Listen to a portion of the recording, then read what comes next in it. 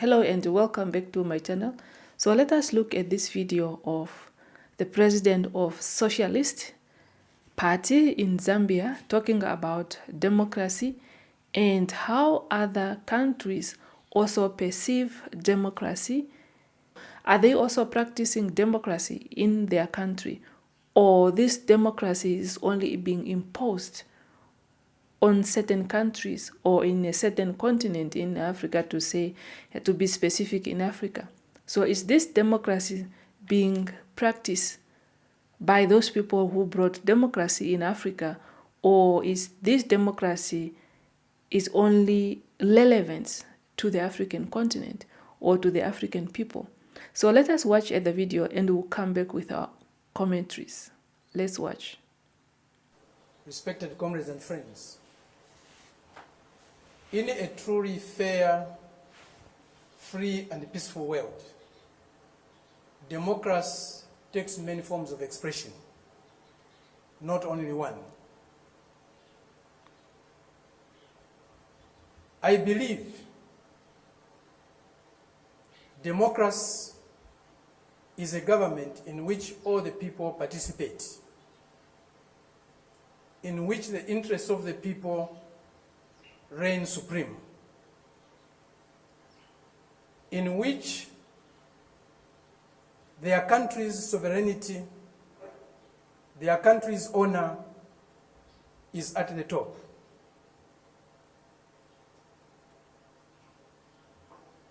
It seems this month is a month of democracy discourse in the world. At the end of this month, there will be a conference in Lusaka, or a summit in Lusaka, Zambia, my country, led by the United States. They have come to Southern Africa to teach us democracy. A country that was opposed to our liberation, a country that supported colonial regimes, the apartheid regime in South Africa, the white racist minority regime in Zimbabwe, now Rhodesia, now Zimbabwe, the Portuguese colonial governments in Mozambique, in Angola, in Guinea-Bissau, and Cape Verde, today is coming to Africa to teach us about democracy. A country that has toppled so many governments in Africa, that has led so many coups in Africa and other parts of the world, a country that has killed so many of our leaders in Africa and other parts of the world, the killers of Patrice Lumumba, those who toppled Kwame Nkrumah, those who killed Nasser, those who killed Muammar Gaddafi, today are coming to teach us about democracy. A country that has been built on brutal force, on enslavement of other human beings, on the humiliation of Africans, the exploitation of Africans, the plunder of Africa, today is coming to teach us about democracy.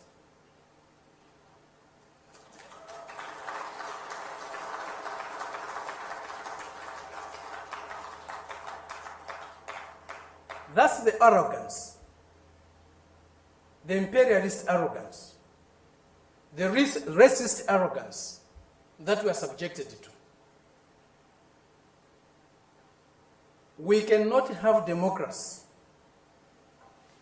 where there is hegemony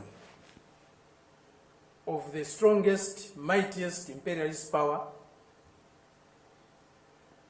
We cannot have democracy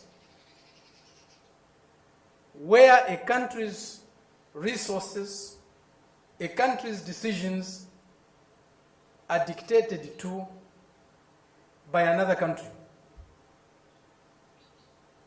A country that is dominated by another country cannot be democratic. A country that lacks sovereignty cannot be democratic. A people that cannot decide for themselves cannot be democratic. A colony, a neo-colony cannot be democratic. That's why today, even at the United Nations, membership is on the basis of sovereignty. Only sovereign nations can be members of the United Nations, because only sovereign nations can decide for themselves. A colony cannot be a member of the United Nations. It's not by accident. It's not a mistake. If you have no respect for the dignity of others, if you have no respect for the sovereignty of other countries, you cannot claim to be a champion of democracy. They used to say, all roads lead to Rome. Today we can confidently say, all roads to progress, all roads to what is better for humanity leads to Beijing.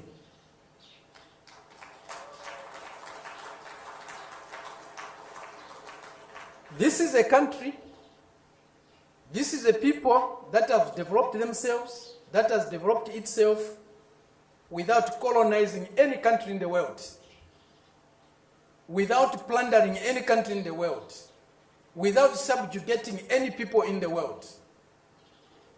This is a country that is developing with maximum respect for others, for their history, for their cultures, and recognizes the diversity that is there in civilization.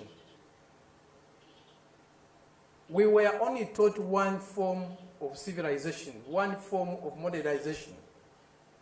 That was the Western way.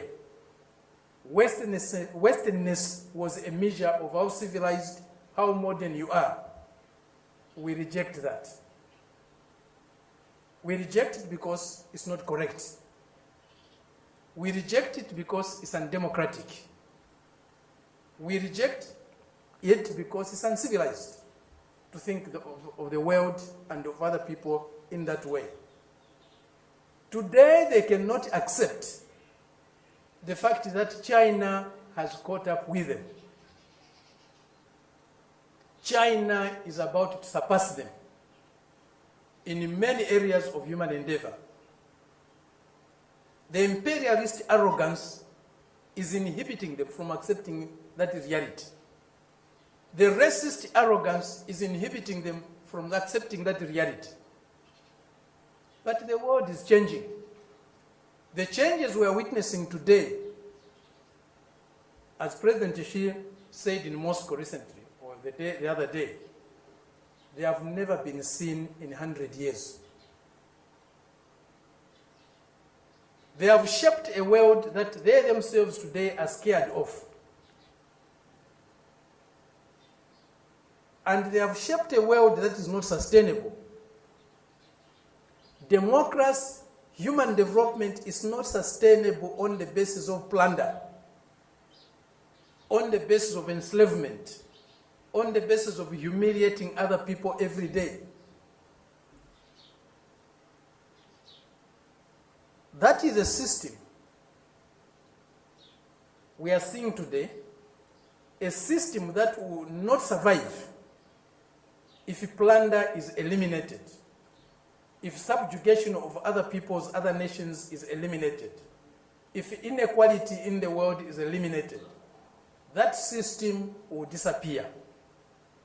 The only system that can survive and can endure for long is a system that is based on mutual benefit, win-win relationships, mutual respect for others, accommodation and tolerance of others, and fraternal love for all humanity.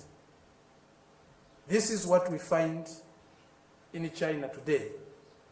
This is what China's example is showing us. Indeed, all paths are different. There's no path that is the same, even if they are leading to the same destination. Each path has got its own characteristics. We are seeing that, we are learning that, we are experiencing that today with China.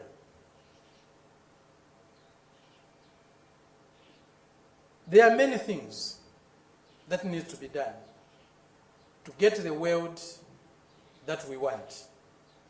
A more just, a more fair, a more peaceful world is possible. But it won't drop from the skies. We have to struggle for it. And as Fidel said, if we struggle, we'll win. Thank you very much. Yeah, so there you go, guys. It's another African leaders speaking out. And if we have to bring them out, we won't finish them, because the love and the passion and the patriotic to the continent, to everyone, is huge. But the problem is only that the Western countries, that they are preaching democracy to others, but they also don't want other countries to be free. Or if the country cannot also control and regulate their mineral resources, so that country is not free. And of recent, since last year, where we have seen a lot of African Western countries that they are trying to expel or ordering the French military, then the USA military, to leave their countries. So this is just to say the African continent or the African people, they are at the point where they can no longer allow themselves or allow someone to come and dictate them in their own countries. If they are a sovereign countries, as they are called. Because if you are coming to somebody's country and you are the one to tell them and advise them and plan everything for them, it means that these people, they have no capacity to think for themselves. What are you doing in that country to such an extent that you become an advisor, you become a planner? No, that country is not free. That's why the continent, the African leaders, they are speaking over and over and over again. They want to be free. They want the Western to loosen it up a bit, so that they cannot be maybe too much in their face. So they just want to be free.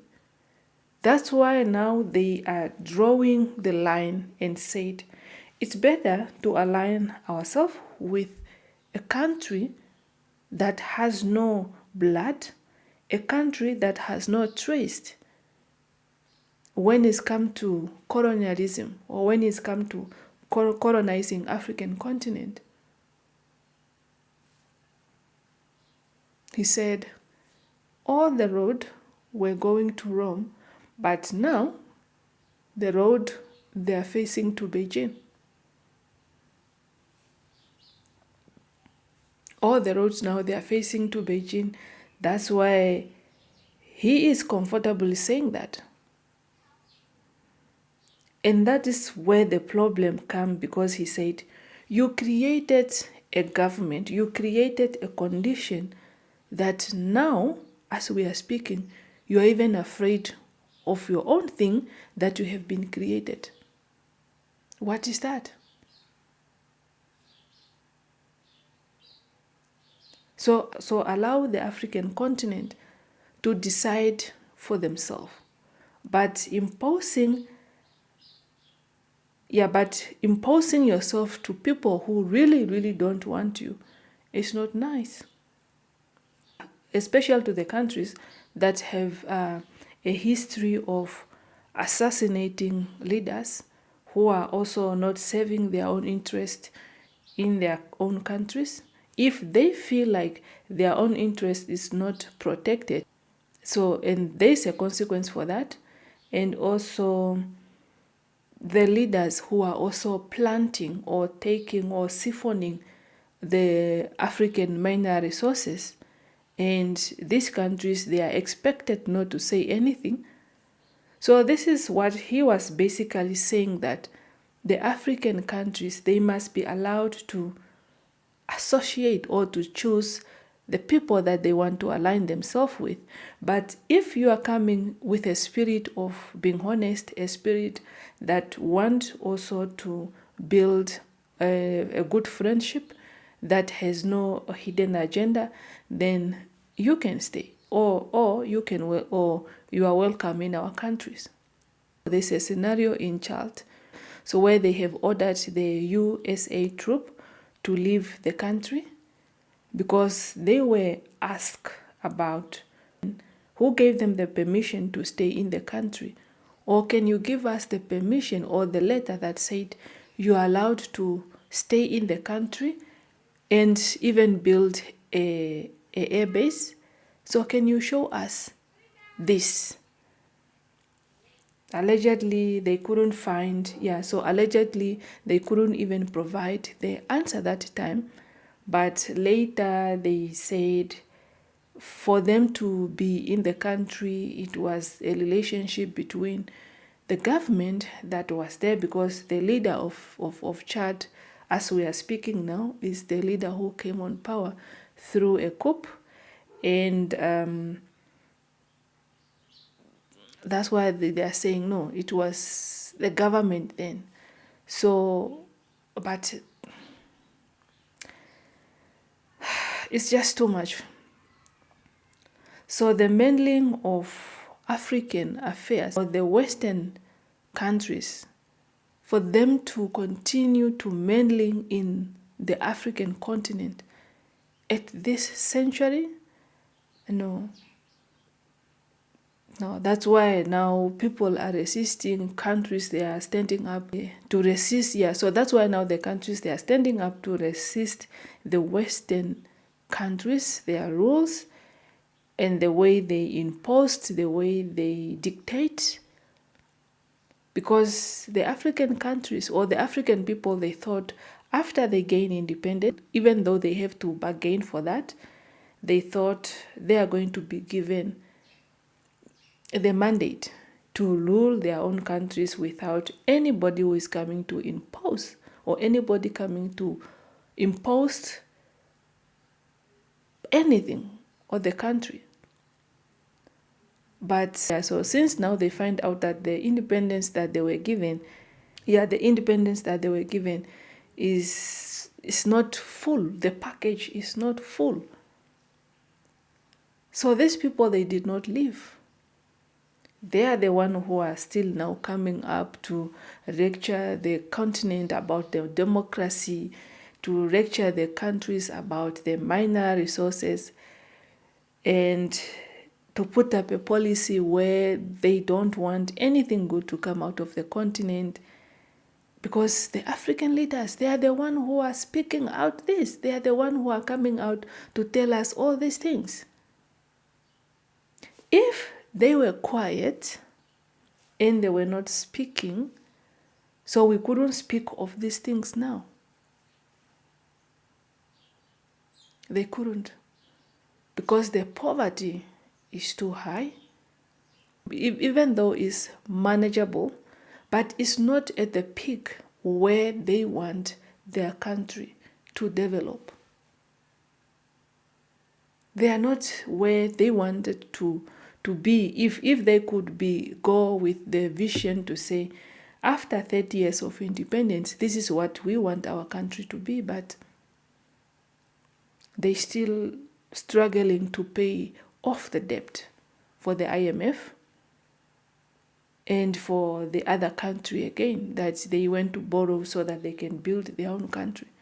And that one is also for a short while because they are going also to close the tap. And the country will fall again under the recessions. So you understand. So thank you so much for watching. If you have watched up to this far, consider yourself subscribing to the channel, like the video, share the video to your loved one, and comment down below so that we can continue with the conversation, and turn on your notification so that you'll be notified whenever I upload a new video. And see you on my next one. Bye bye and bye.